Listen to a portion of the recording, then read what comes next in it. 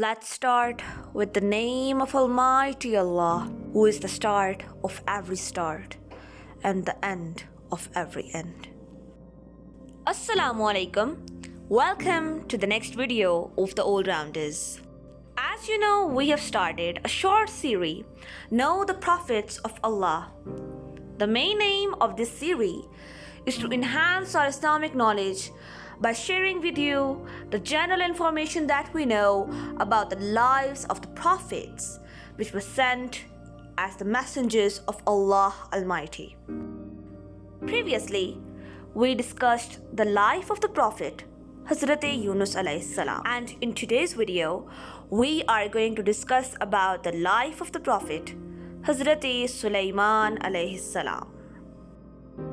Bismillahir Rahmanir Rahim. And Sulaiman inherited the traits of Dawood and said, O people, we have been taught the speech of birds and all sorts of things are given to us. Indeed, this is the evident grace of Allah. Surah Al-Naml, verse 16. Hazrat Sulaiman alayhi salam was the son of the prophet Hazrat Dawood alayhi salam. He inherited both prophethood and kingship from his father. When he took control of the government, he called his advisors, ministers, and official persons and told them, Allah Almighty has blessed me. He has taught me the languages of birds and animals and has given me both prophethood and kingship. I am very thankful to Allah for all these bounties. Once, Hazrat Sulaiman alayhi salam was passing through a valley with his battalion, and due to the heavy sounds of running horses and elephants of the battalion, the earth was shaking. Queen Ant, after hearing those sounds, told other ants, Quickly, go into your burrows. The king, Hazrat Sulaiman alayhi salam, and his battalion is coming, and they might unintentionally crush you. Hazrat Sulaiman alayhi salam also heard that conversation by the ants and understood it. As like other animals, he used to understand ants' language too. On hearing all that, Hazrat Sulaiman alayhi salam thanked Allah Almighty and said, O Allah, you have blessed me by giving me so many blessings. Please make me always be grateful to you for all these. O my Lord, include me among those people who are pious and with whom you are happy. Afterwards, Hazrat Sulaiman alayhi salam ordered his battalion to give way to the ants so that not even a single ant gets killed under their feet. Later, Hazrat Sulaiman alayhi salam prayed to Allah, O Allah, give me the kind of government which no one would get afterwards. Almighty Allah had kept winds under Hazrat Sulaiman alayhi salam's control. Wind blew by Hazrat Sulaiman alayhi salam's permission. Like the wind, jinn were also under his control. Hazrat Sulaiman alayhi salam used to ask them to perform hardest of tasks, and they did whatever he ordered them to do. The jinns used to make palaces and forts, very big and heavy cooking pots, which were meant to be continuously kept on stove, and no one even could move them. Those jinns also made such big tubs, which looked like swimming pool after being filled with water. Some of the jinns also went under the depths of oceans and bought precious stones and pearls from the bottom of the seas and oceans.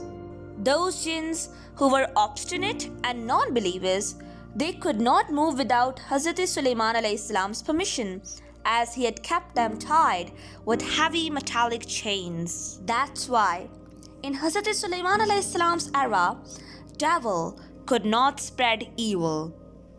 Allah Almighty had blessed Hazrat Sulaiman alayhi salam with the springs of brass, which is a kind of metal from which brass flowed out like water. Hazrat Sulaiman alayhi salam used all those blessings of Allah Almighty in spreading Allah's message. Jinns were asked to complete the construction of the worship place, which was started by Hazrat Sulaiman alayhi salam's father, Hazrat Dawood alayhi salam. That was such a beautiful worship place that whoever saw it got impressed by it. In Hazrat Sulaiman alayhi salam's era, some of the country's people and their kings both were non-believers. Those kings were cruel and worshipped more than one god. Hazrat Sulaiman alayhi salam came to know about the cruelty of those kings through some birds. Once he was sitting with all the birds. Suddenly, he found out that the hoopoe is not there. Hazrat Sulaiman alayhi salam asked, "Where is hoopoe? Why can't I see her among you? Why she has disappeared without informing me?"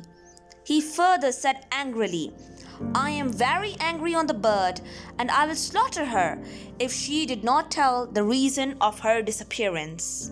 After some time, Hoopoe reached there and brought a new news.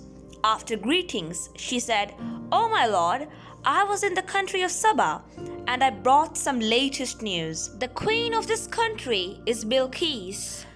She has a beautiful throne in which precious stones and pearls are fixed. This country is very well off, but unfortunately, despite being blessed with so many blessings, they are non-believers. They don't believe in Allah's blessing, instead worship the sun. They prostrate in front of the sun. The devil has misled them, and they have completely forgotten Allah." After hearing all that, Hazrat Sulaiman alayhi salam decided to write a letter to Queen Bilqis and send her the message of Allah Almighty. Hazrat Sulaiman alayhi salam wrote her a letter and gave it to the hoopoe bird and ordered her to drop the letter in front of the queen and see what the queen replies. The queen, after reading the letter, called all her courtmen and said, "Hazrat Sulaiman alayhi salam has sent me a letter and has written, 'With the name of Allah, the most beneficent, the most merciful. Don't be arrogant and start believing on Allah.'" After reading the letter to them, the queen asked for their opinion. They replied, "We are a powerful nation. We can fight with our enemies, but you should do whatever you think is right." The queen thought for some time and decided, "There is no need of any fight, as during war, people of both sides will be killed. After thinking about this issue, I have decided that we will send some very precious gifts to Hazrat Sulaiman alayhi salam. If he would accept those gifts, then it means that he is also like other kings, and if he does not accept those and insists that we should accept his religion, then he is a real prophet. I am also sending a messenger who will bring the news of their military strength, power, and weapons." Queen Bilqis's messenger told her after coming back that Hazrat Sulaiman alayhi salam had refused the gifts. He just wanted us to start believing on one Allah and worship none other than Him.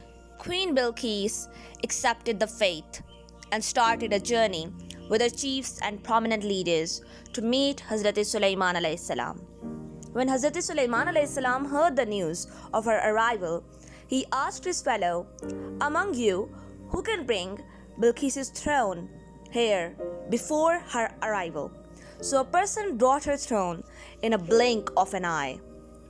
When the Queen Bilqis reached Hazrat Sulaiman alayhi salam's palace, her faith became stronger that Hazrat Sulaiman alayhi salam was the true prophet of the true Lord Allah.